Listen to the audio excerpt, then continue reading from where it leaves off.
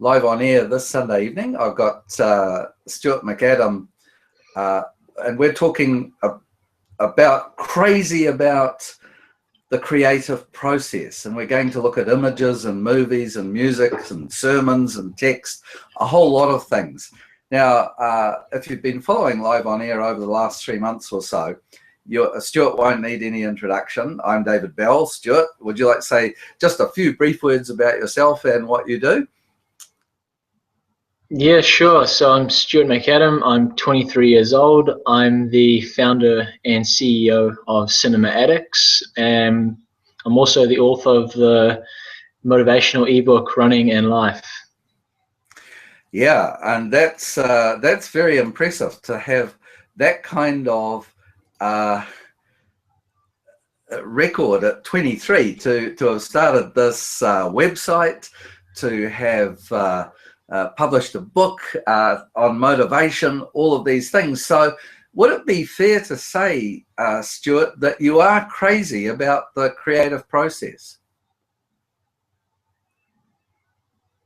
Yeah, well, it's certainly something which is hard not to get crazily passionate about. I think particularly when you're looking at exciting people and captivating them and creating engaging ways to interact with people, having that sort of creativity which can excite people is certainly something which can be put to good use no matter what you're doing. Right. And what I've discovered for myself is that sometimes the creative process, it might start with a set of words. Other times it might start with an image, or sometimes it might start with music. How is it for you? How do you get going? How do you kickstart the creative process? What's it about for you? Yeah, well, it all really depends on the situation, David. Particularly with the idea for the ebook Running in Life, I got that when I was actually out running. I was, midway into a 2 or 3 hour run, and I just sort of thought, this is quite challenging, but then again, so is life. So that's sort of where the idea came from for that. As for a lot of the other ideas, I think it was quite a gradual process. I always wanted to have my own website. I just didn't know what exactly it was that I wanted to start it on and base it on. I originally thought a politics blog would be cool, but then I realized there's about 6 or 7 of them already out there. So then I thought, book reviews website, a lot of people are doing that at the moment as well. So eventually I gravitated towards movie reviews website because it's something which wasn't around in New Zealand at the time, particularly with an emphasis on New Zealand films, which sort of came to me over a gradual time. But yeah, sometimes ideas just come to you, and other times you just go through a gradual process in creating it in your mind. I find that quite fascinating because I've been involved with the creative process now, particularly around writing sermons. So basically, creativity for me has been around text and words, and somehow translating what I write on a piece of paper into a kind of a bit of a performance. Preaching, I think, is a performance art and craft rather than reading notes. But having said that, the kickstart of the creative process is really very difficult. And so I'm fascinated by the fact that the idea for your book came when you were actually running. Now, do you find that that's often the case if you're out on a long jog, because you do big distance running? If you're out on a long jog, is there some point, you might have been jogging for 40, 45 minutes, the endorphins kick in, and do you start to think more creatively as a result of actually running? Are you on runner's high is what I'm asking. Yeah, well, particularly when you go out on those long runs, you've got a lot more time to, I guess, process what's happening around you, process what's happening in your life, and having a good long reflection on possible ways you can improve it. I find that on these longer runs, a lot of the time you are sort of unwinding a lot and just sort of letting your mind wander. And I think that can be a very positive thing for you, particularly if you live a very busy life, which I suppose a lot of us do to a certain point, but it is a good time to reflect. And I think when you are on those runs by yourself, you do become a lot more creative, particularly because you've got time to actually think about it. There's nothing distracting you. It's just you and you're running, and you've got your mind that can sort of go in all these directions. And when there's only one road forward, there's a million different ways your mind can go into, rather than when you're in a particularly busy situation where, there's only sort of one way the information can go in, and you can't really sort of put it all out at once. So when let's say you're out on a jog or something, you get an idea, and you got an idea to write a motivational book.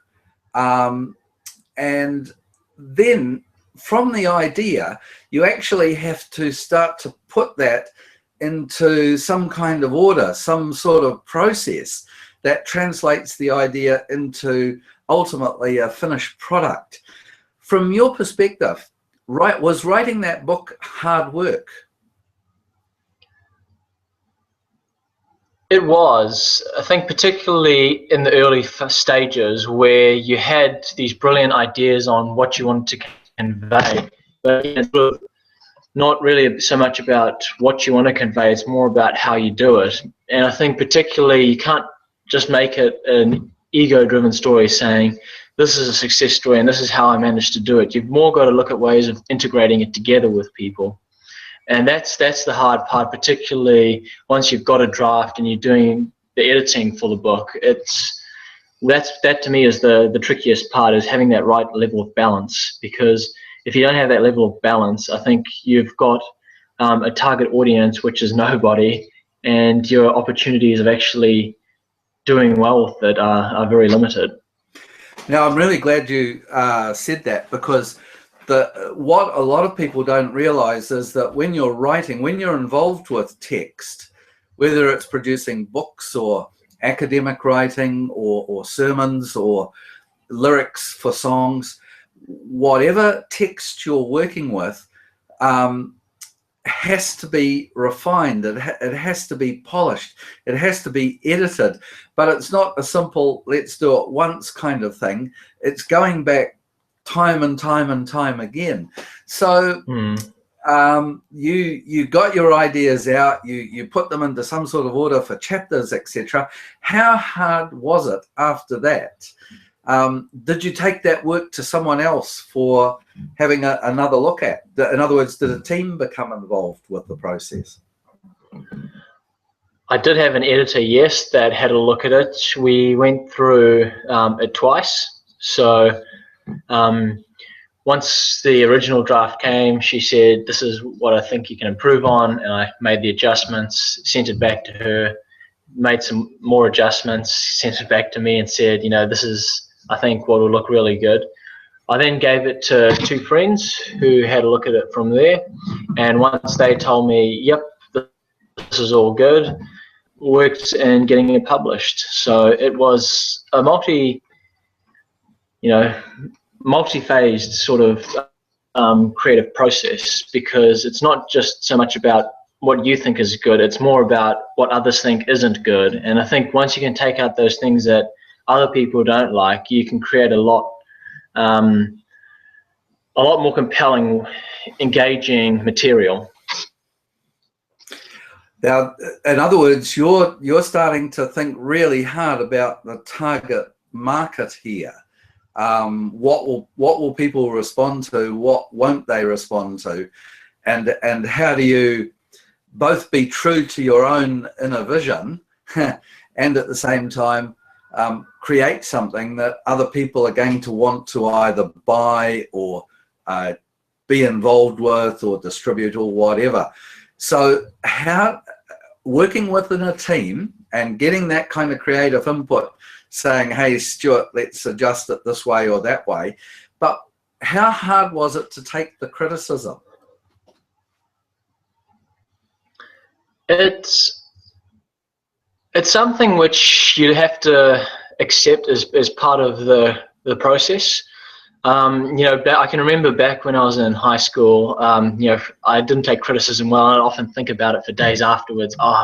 you know, they obviously don't like me as a person or something like that. And you realize that it's part of the process for improving. You can't ever become a better person, better Christian. You can't become a better writer, musician, author, whatever it may be, speaker, pastor, theologian, unless, you know, you're open to people critiquing your work and challenging you on certain issues. And I found that to be tremendously helpful, particularly with my writing style. I've taken a lot of cops on the chin from those two friends who said, you know, this is just a terrible story to share. You got to take it out. From you know, like the other areas in cinema, addicts, like, you know, I've had people say, you know, this layout was just terrible. You need to change it. So, you know, rather than having a sulk, I actually got in touch with one of my friends who designed the website and said to her, these are the changes I'm looking at making, and once we've finalized something, we'll be back in touch with you. And I'm very thankful for it, because it helps make the end product a lot better. Yeah, I think that's one thing that everyone that's involved in putting forward some sort of creative work has to be prepared that people will either love it or hate it or be indifferent to it. And I tend to prefer them to either love it or hate it rather than just be indifferent to it. It's a little bit like in Facebook, you can only like something, there's only a thumbs up. It's much more interesting in YouTube, where I do a lot of work. You know, you can also get the thumbs down, and YouTube is full of negativity all over the place. Yeah, I find that just interesting you mentioned that, like, you know, there's the people that gives the thumbs up. I'm going to give the thumbs down. They often leave a big comment in the comment section. So that's often a place of discontent for people there. Yeah, though there's a really interesting thing in YouTube, and just before I tell you about it, I just say we've basically got about 4 or 5 concurrent viewers on at present. People tend to come and go. If you're viewing this and would like to ask Stuart or myself anything about the creative process, the Q&A pod is enabled now. I don't know where it is on your screen, but if you type a question in, it'll come up and we'll answer it, definitely. So in the YouTube phenomenon, you know, the thumbs up and thumbs down, one thing that a YouTube creator can do with their channel is that you can put a list of forbidden words and phrases on it. And so someone might watch one of my videos about John Wesley and Christianity and think, oh, you know, and they may write some terrible stuff, slanderous stuff about it. But if they use any of my forbidden words, it's not that they're bumped off, but the comment only broadcasts to themselves. Now, that was a very clever little bit of marketing by YouTube, you know. So in the early days of YouTube, the thumbs up and thumbs down, and there was just huge amounts of negativity. So it's never worried me if anyone has written negative stuff. Not that anyone, hardly anyone dislikes those videos. But coming back to your book and the creative process there, how did you take the plunge from manuscript to getting it published? Where did you go? What did you do? Yeah, well, I mean, I've got a friend who's got a published book, and I went through her, and she was able to connect me with the right publishing platform. So once that was sorted, I was able to get the book published, which was very, very exciting, especially when you get to see your name coming up on like Amazon and Google and Mighty Ape and all these other online e-commerce platforms. So that was actually a very exciting time for me, because I was on holiday in South Africa at the time, and it was just something which I thought, you know, I really need to get my book published, because I'd had it in New Zealand ready to go before I flew out, and I was just like, I should get it done, I should get it done, I should get it done. And then when I was over there, I finally decided, heck, let's get it done now. And so we did. Right. So you had it published, I've forgotten the name of your publisher. It's Lulu. Lulu. And here in the sort of six senses, parallel to our YouTube thing, we've also got a publisher, Philip Garside Press, PGP, and he will pick up people that have written manuscripts but don't know how to get them into sort of a book form, and he's very good at walking people through that process.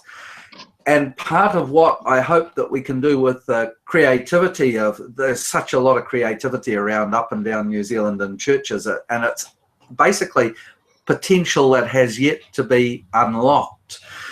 But whether you went to a publisher like Lulu, which is, or Amazon, or locally PGP, Philip Garside Press, once you've got something that you think could be valuable to other people, and it's part of your story for whatever reason you want to share, people like Stuart, myself, Stuart Manins, there's a little group of us who've done publishing now in a pretty wide variety of forms. Now, having talked about the creative process, let me just share my screen with you, because I want to just bring up, here we go, just getting there. And what we've got on this is people get crazy about particular parts of the creative process, but where the world is at present, Stuart, is images. Everything in Facebook, everything in Twitter, everything in Pinterest revolves around images.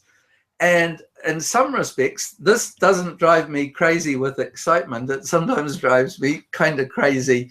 You know, I'm not so sure that the way the world is, with its concentration on images, is where it needs to be, because content, I think, is king. It takes precedence over image, but image is the marketing tool. Now, you're qualified in marketing. You're now working for a marketing company. What's your take on the difference between image and text? How do you work with these two?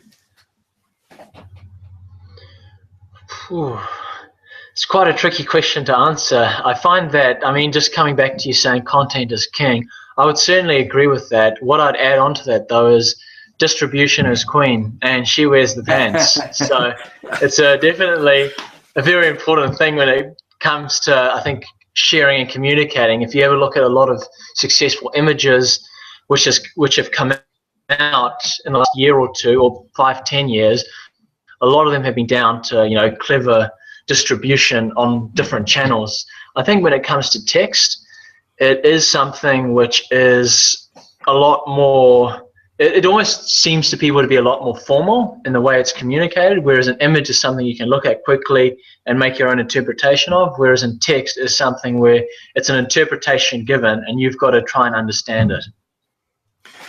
Okay, I think that's a really helpful answer. The image thing, you do a lot of very quick visual processing. Now, I've got our first question, and it's coming from Clive Dyson. Now, Clive is a friend of mine from a very long time ago, and in fact, he's live on air with me next week. As we're talking about the creative process, Clive he's known as the toy maker. And he's retired, and he makes toys which he sells. They're, if you look at his website, they're beautifully crafted toys. And Clive came out of a background, he'll tell his story next week, but he's got photography in his background, and he's got signwriting in his background. So he's a guy that's working all the time with images. So I'm delighted that he's watching this and getting a feel for what it's going to be like next week. Clive's question is, and I'm addressing it to you, Stuart, do you set yourself specific times and goals for your writing, i.e. so many words per day? It depends where I am in the process, particularly if I need to get, a movie review done, for example. I normally don't like to wait any longer than 24 hours after seeing a film to at least have a draft ready and prepared for it. I think because after that you forget about 85% of what happened, and only remember key moments and key performances. So yeah, for that I definitely do. But when it comes to, I think, writing in the more creative side, I've, for example, I'm in about the 6th or the 7th draft with my fiction novel, Evenings to Descend With. I've definitely started to say that, it's more about when I feel inspired to write, where it takes precedence. And sometimes I can spend 2 or 3 hours at a time working on, doing rewrites and touch-ups and whatnot. Whereas I guess with the other ones, I'm very strict with myself. So yeah, it really just depends, but it's certainly a very important thing. It just depends on your motivation. If you're someone that does get motivated quite easily to write, then I don't really think you need to set yourself those limitations, because naturally you'll surpass them anyway. Whereas I guess if you are sort of determined to do something but sort of, I guess, lack the drive, then setting those small micro goals is a very important thing. Well, I tend to agree with you. The production of words for me is, the older I get, the harder it is. But I've got a huge amount of material that I've accumulated over decades that I'm now going back and re-refining and retargeting to what I think is the most interesting and creative period that I could possibly have lived through. I think you told me that, Stuart, that this is a great time to be alive if you're a creative person. And you're absolutely right about that. So to answer Clive's question, from my perspective, it's less about writing words and much more these days about, can I get the YouTube videos out on time? And so I have a goal of, Through the Year with John Wesley gets published to YouTube, I think, on a Thursday evening, and either creative church leaders or effective church leaders, practical ministry context, Carl Jung, all of those sort of videos get published on the Wednesday evening. So for me, the creative process starts with a set of words. Content is king. And then the queen in my case is, how do I translate that set of words into a video? And that because I'm not a natural at that, because everything is a struggle for me to learn how to do that, each one is a kind of experiment. And I'm forever experimenting, and sometimes I get it right and sometimes I get it wrong. 9 times out of 10, Clive, I get it wrong. But the goal is that I've got to publish by 8 p.m. on the Wednesday and the Thursday. So I know what the end product time is, and I've got a self-imposed deadline in there. Okay, I think that answers your question from 2 perspectives, but maybe not. I'll consider it done, Clive, but if you want to come back in and make a comment about your own creative work there, by all means do so. Anyone's welcome to add question and answer. So I'm just going to come back to the screen share, and this time, just bear with me, I'm just going to move down into the second slide, and this, I think, may talk about the creative process rather well. What do you see when you see that slide in your mind, Matthew? Oh, sorry. Matthew, there's a new person in the chat. My apologies about that. Sorry, Stuart. What do you see in that slide? Well, it's sort of twofold. I mean, I can see a sort of day which is, I guess, presenting itself as one to reflect on. I mean, I think particularly with I guess, rainy days, it's sort of very much associated with, like, the United Kingdom, with a whole bunch of old-time war memorabilia passing by. That's sort of what I'm reminded of, and I guess sort of more austere times. And also, I guess, a reflection of, I guess, what could be. I think when it's raining, you're always sort of thinking about different things, and you got different moods and mindsets. But mine's sort of often a bit more dreary. I'm sort of someone that enjoys, I guess, the clear sunshine. Clear. So, well, that's a pretty darn good answer for on the spot, because you didn't know that was coming.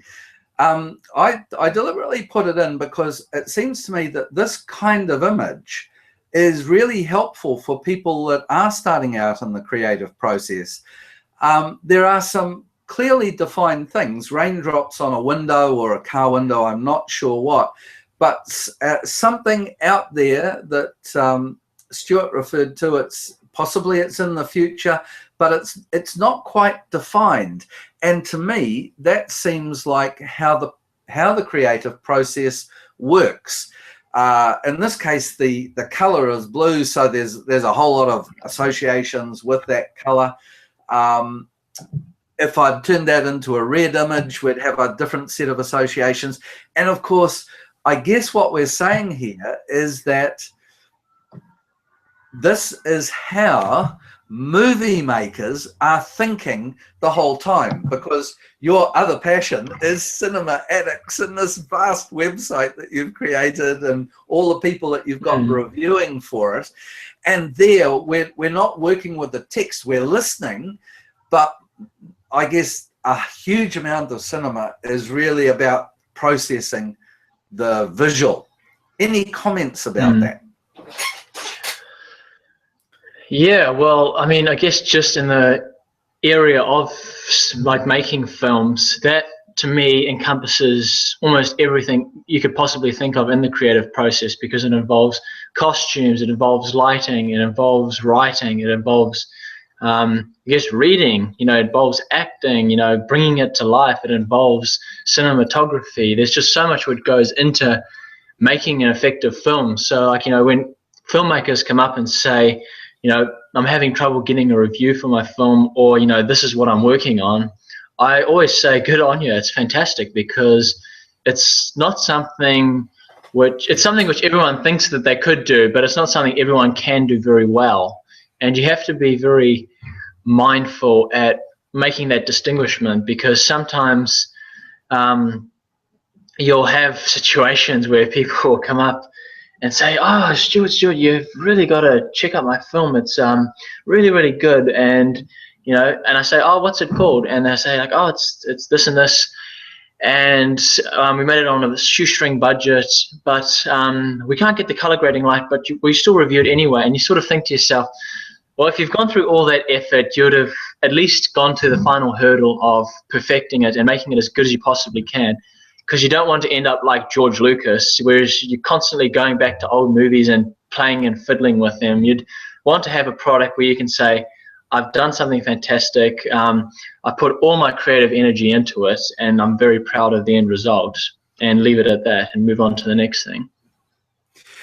Yeah, perfecting the image in movies, or perfecting the sequence of shots, I mean, that's a whole art form, and basically no one wants to go along and watch amateur home movies. And your reviewers won't want to go along and watch them either. We've got a question that's come for you, Stuart. I'm just selecting it now, and it comes from Max Thompson. And Max is asking, do you think that inspired creativity comes more often from a need or an opportunity, or does it come more often out of the blue with no obvious trigger? Well, it's a very good question, and it depends whereabouts specifically he'd be leaning to. I guess when it comes to the arts and film and TV and whatnot, I think it would certainly be from out of the blue. Like, you often find that there's the most creative moments which people have, again, are sort of in moments where they have a lot of time to think about something, and then out of the blue, boom, they'll have an idea, and it'll sort of develop into something. I can remember, it was J.K. Rowling, for example. She got the idea of Harry Potter when her train was late, and she just sort of imagined all these things. I know that Steven Spielberg, I believe, had got an idea for one of his films when he was driving in the car. And very much so, like a lot of great inventors, I think it's a bit different. They sort of get their ideas when, they recognize a need which needs to be met. And there isn't a current product or service or something which is available yet which can meet it.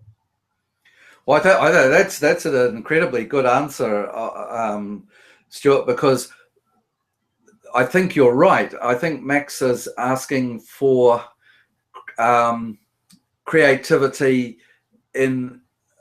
or he may be thinking of creativity across a broad spectrum of places, and an inventor is being as creative. The toy maker is being as creative. The movie maker is being as creative as the person who writes words and puts it into text.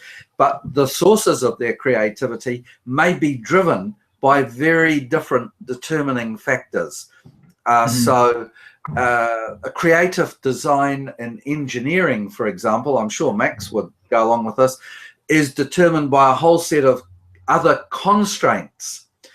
Creative design in typography, which is part and parcel of the making of the book or the newspaper or whatever, that also has constraints.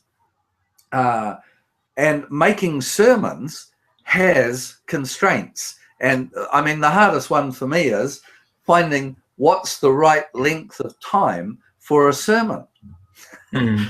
Will it be, does the content mean that it's got a natural constraint of 5 minutes, in which case a whole lot of people will say, why wasn't the sermon longer? Or, or is the natural length of the sermon 45 minutes, in which case you'll have a whole lot more people saying, well, we're not coming back if you preach for 45 minutes. And I would have every sympathy for them. So each individual endeavor, I think, Max, has a different set of constraints. And that may mean that the creative process sometimes comes from the constraints themselves and sometimes comes from out of the blue and who knows where. Okay.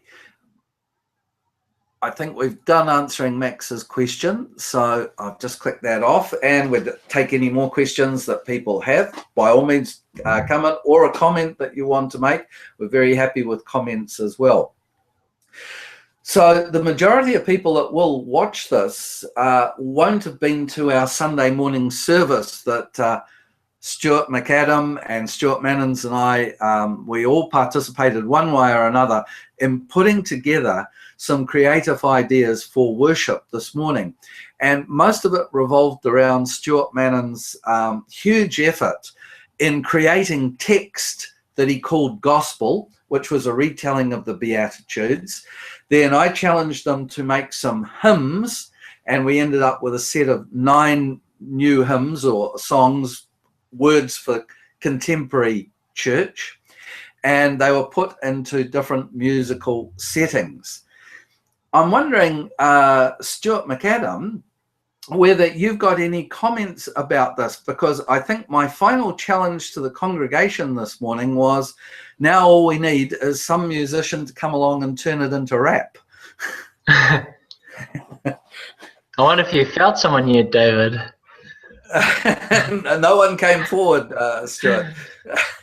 I'd be interested in your comment about this as a creative process that congregations can undertake for themselves. I don't mean they got to do it the way that the three of us have been doing it, but rather should each congregation, should each study group set itself the goal of how creative are we going to be?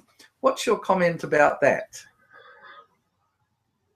Well, it's certainly a very good challenge. I think particularly these days within the church, creativity has been a very important thing. And I think when you look at a lot of churches which are experiencing good levels of success, such as the Pentecostal and charismatic churches, it may not often a lot of the time be down to what exactly the message is, because fundamentally, as C.S. Lewis said, it's mere Christianity that I guess we all share. It's more of how they package the message and they market it and share it with people. And they've got a lot of creative ways in which they go about doing it, which have been very successful.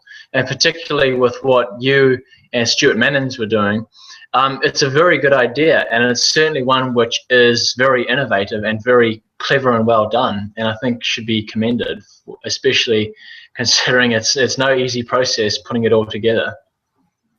Well, thank you for that. I'll have you on one of my reviews anytime. I'm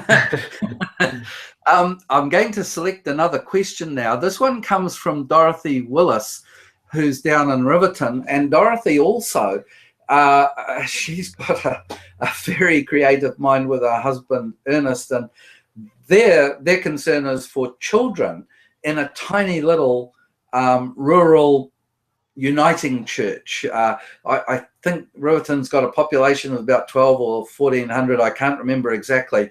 And so there are not a lot of people that will be going to whatever churches exist there. And they've been putting together these very interesting and creative resources in Riverton. So Dorothy's question to you, Stuart Macadam, is there a way of assessing your own creativity, or do you have to rely on others for their opinion? Well, it's a very good question, and it's one which is almost twofold in a way. I think if you want to be the best possibly, you need to look at what you've done so far with your project, whatever it may be, whether it's a sermon, whether it's music or a book, or I don't know, a puzzle or anything else, and say, is this the best possible job? What could others possibly see that would be wrong with this? And look at addressing that first. But I think eventually it definitely does provide an advantage when you've got other people looking at your work, because again, they'll spot things you won't spot and suggest things that you wouldn't suggest yourself. So having a second pair or a second opinion or a third or a fourth or 500th opinion certainly goes a long way in helping you deliver the best thing possible, which is ultimately, I think, what anyone would want to deliver. Yeah, and that's really good stuff. In my opinion, you're highlighting the fact that the creative impulse is there and you can hone it up. You've got to take it, I think, to the level that you're comfortable with. Dorothy, if you were Picasso or Van Gogh painting a painting, there will come a point at which you actually put the paintbrush down and say, it's finished, or it's never going to be finished, but it's finished as far as I'm concerned. So that you have reached that point inside of yourself where you've done your creative best, and then you can put it out to the team, the group that's going to do the marketing, whatever, and see how they run with that creative idea or that creative product. Yeah, that's how I would look at it, Dorothy. Most creative people recognize creativity in others. I think the unfortunate thing in our society, Dorothy and I, maybe not so much for Stuart Macadam, we were raised in schools that squashed creativity. Basically, schools wanted uniformity. Now, it hasn't been like that, I think, for 2-3 decades or maybe more. But when we went to school, yeah, you basically were silent and just did as you were told and fitted in. And most of the creative impulses that people had weren't highly regarded in schools. Yeah, there was room for music and there was room for art, but these were very specialized kind of subjects, and we didn't have at our fingertips this vast array of tools that enable us to be more productively creative the way we are today. So I think that's pretty well done Dorothy's question. And I won't take any further questions. I see we're coming close to our 40-minute mark. I'd like to end by doing something a little bit different. I think what I've been inspired by in Stuart Macadam's Cinema Addicts website, and the fact that he got this going and he's got over 1,000 members, and that there are so many things going on within it, and the fact that he's written a book, I think is just excellent and inspirational for a 23-year-old. And it seems to me that there is a gospel insight that all of us can be creative by. And we may not build websites, or we may not write books or sermons. That's not important. I think the creative thing that God asks us to do is to be as Christ. And what I'd like to do is share the final slide for tonight. Just bear with me. And what it says is this. I used it in a video that I did earlier in the week. And it's from the poet Gerard Manley Hopkins. And if anyone critiqued him, yeah, his English is all kind of jumbled up and crazy, etc., except it makes poetic sense, it makes meaning sense, it makes a whole lot of sense. So let me read it to you, and I think this is the heart of creativity. This is just the end of the poem. I say more. The just man justices, keeps grace, that keeps all his goings graces, acts in God's eye what in God's eye he is, Christ. For Christ plays in 10,000 places, lovely in limbs and lovely in eyes not his, to the Father through the features of other men's faces.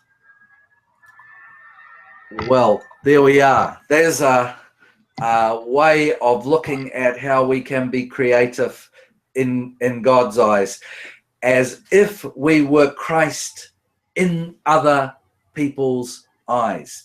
And that to me is possibly the source, Max, of all creativity. That in the final analysis, creativity bursts through. It's there by God's grace. And by God's grace, we're able to use it and hopefully bring things that are of interest and pleasure to others. Any final comments from you before we say goodnight, Stuart? Yeah, well, I mean, interesting you bring up Gerard Manley Hopkins. I actually remember a few years ago studying one of his poems, Pied Beauty, and the opening two lines are, "Glory be to God for dappled things, for skies of couple colour as a brinded cow." And I thought to myself, it's sort of like a very elegant way of, describing the creative process. You know, it may look like, I guess a, deformity or irregularity, but in essence, it's something which can be appreciated in a lot of instances. And I think I did mention at the service this morning, creativity is not just limited to arts and film and TV and like something and visual text. It's something which you can do no matter what you're in or what you're doing. You could, if you've got a wife or a girlfriend or someone, you can, be creative in what you do with them, like take them out in something which is exciting and exotic and original. You can, be a great pet owner, do something exciting with your animal, just stuff like that. And I think once you start to do that, you realize that, being creative is it's a process, and it's always a process which can be improved. And aiming towards that perfection is always something which is very satisfying. I think that's a great note to go out on, and thank you so very much for being with us this evening. So Stuart and I will say good night to everyone. Good night.